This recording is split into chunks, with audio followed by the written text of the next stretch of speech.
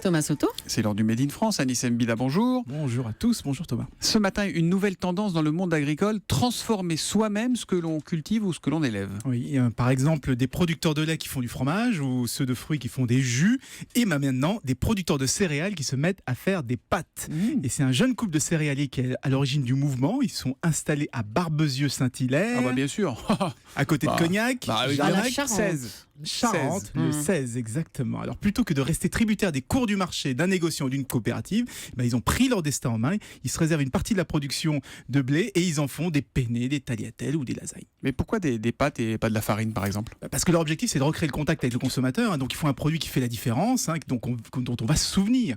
Et c'est quand même plus facile de se souvenir d'un paquet de pâtes ou d'un goût des pâtes que de la farine.